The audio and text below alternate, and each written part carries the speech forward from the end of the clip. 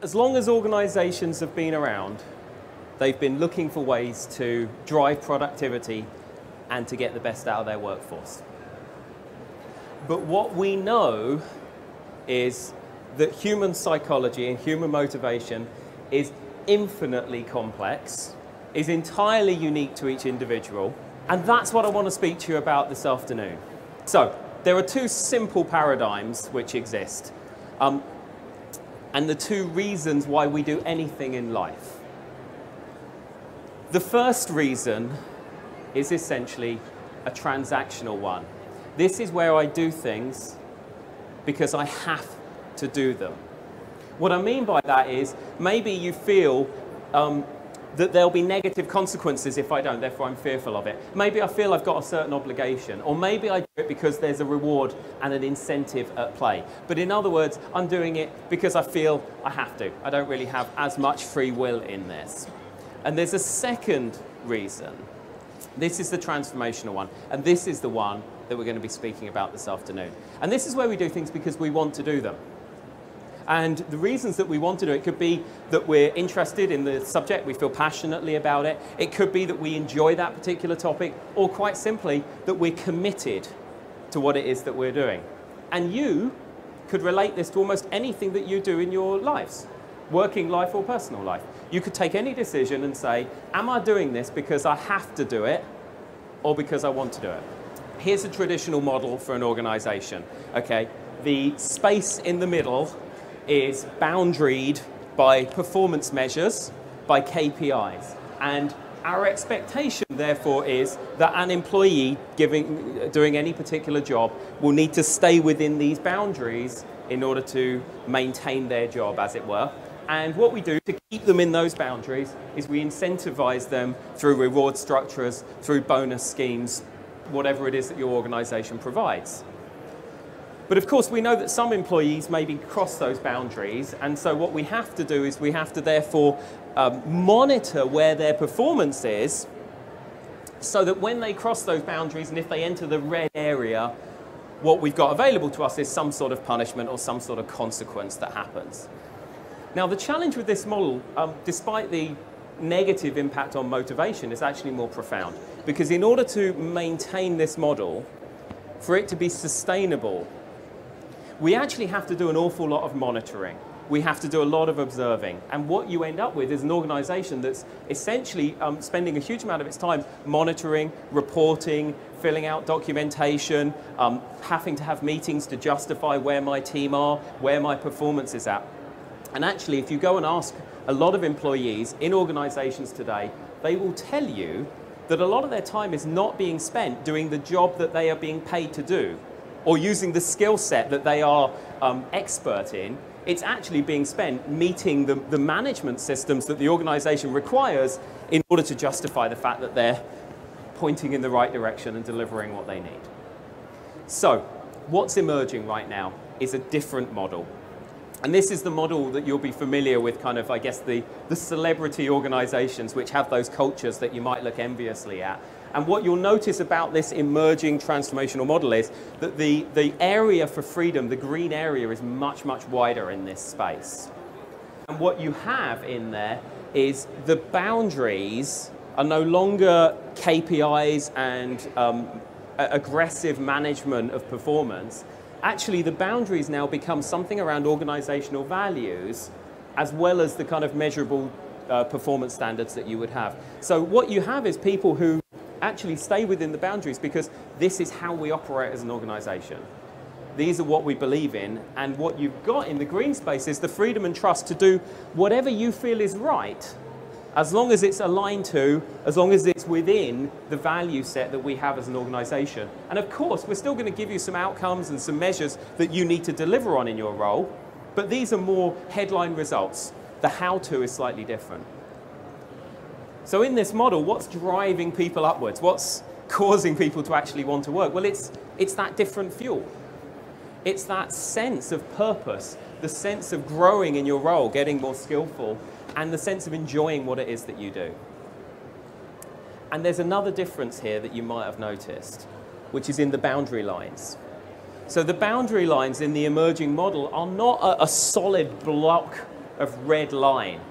Right? The boundary lines here are actually a little bit more flexible, because actually when a member of your team crosses the boundary or perhaps enters what might be like the red area, actually what we're having here is an open discussion about why they thought that was appropriate, about what's happening in those circumstances, rather than, you know, you've failed your KPI, now we're going to engage some sort of performance management system, now we're going to look to punish you. We're actually going to have much more open dialogue.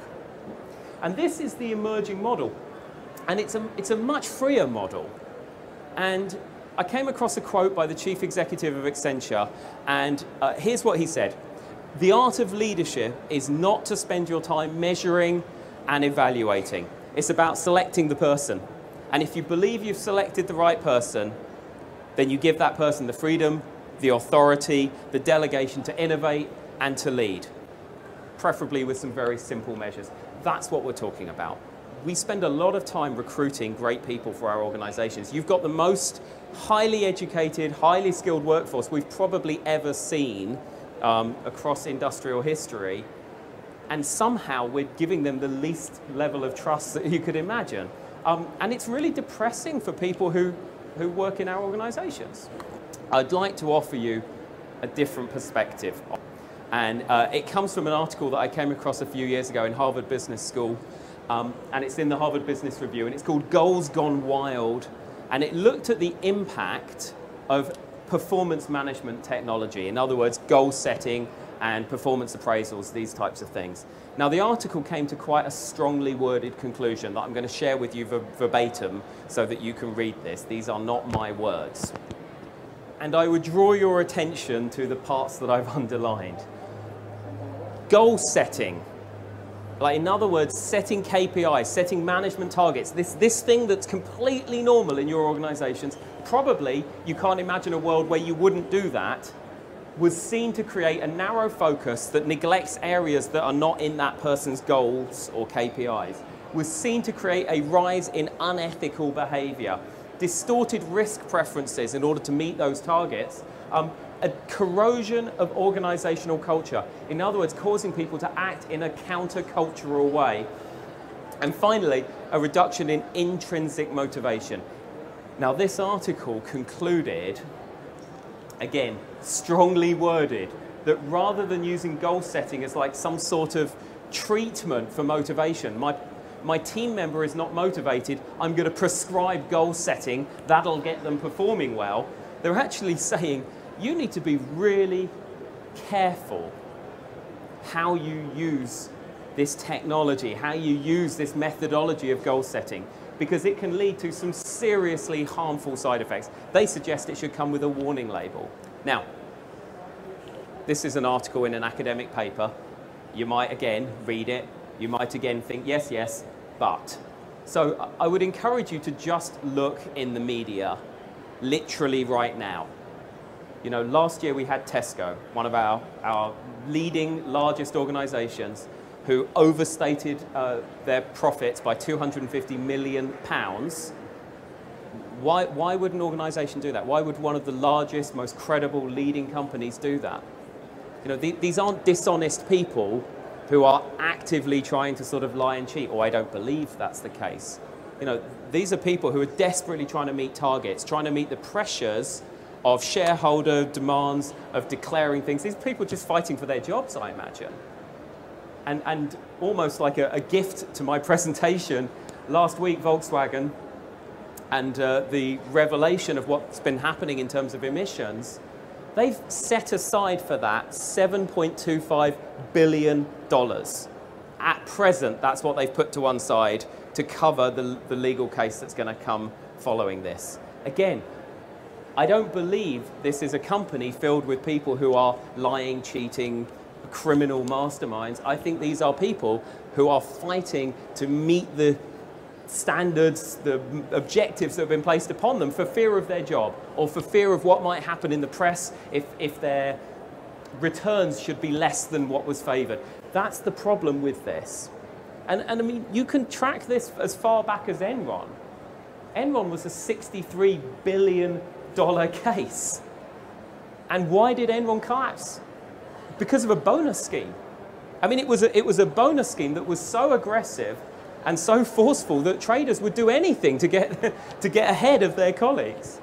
So all I'm suggesting is, even if part of your mind feels, yeah, we still need this a little bit, you know, we have to have respect for how damaging this traditional paradigm of goal setting, KPIs, of measurement, of performance management, incentivizing and punishing.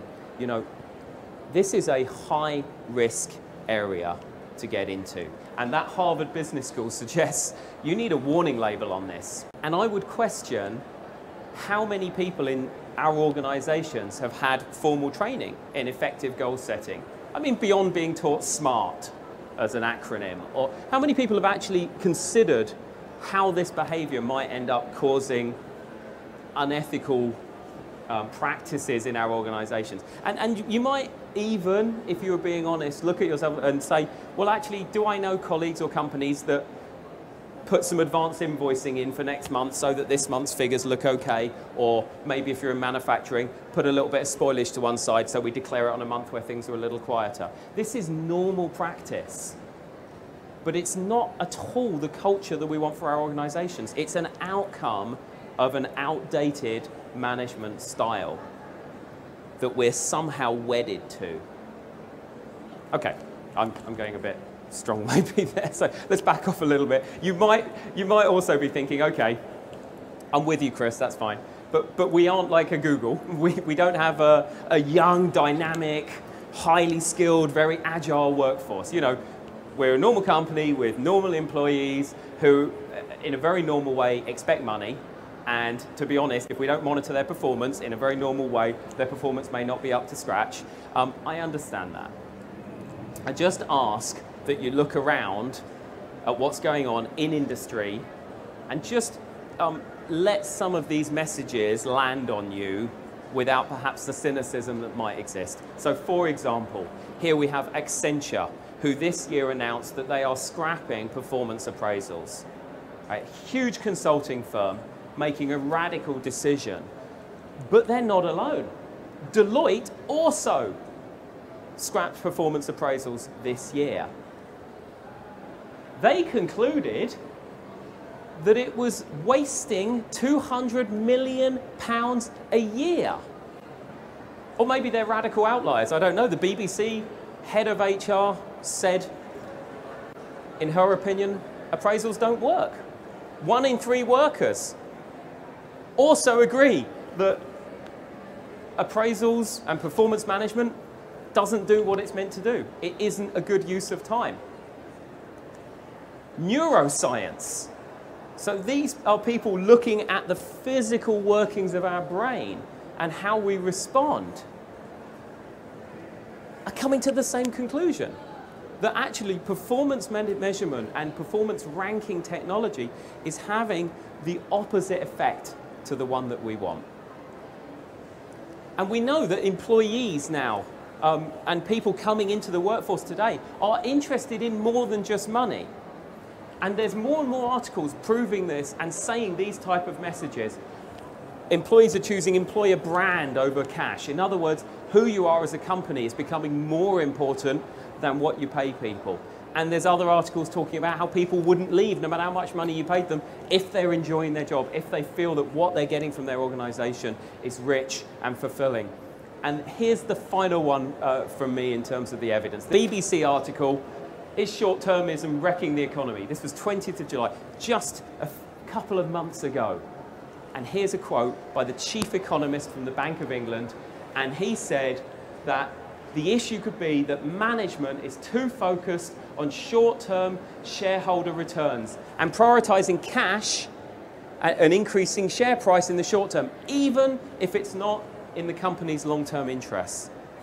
You know, this is the most mainstream organization. This is, you know, the chief economist of the Bank of England saying there is something not right about the way we're managing our organizations. So I guess my message to you is, if you are finding yourself holding on to the belief that incentivization and punishment are necessary components for effective performance in an organization, you need to know that the world is moving away from you. The world is moving in a different direction, and eventually you'll need to start challenging that type of mindset.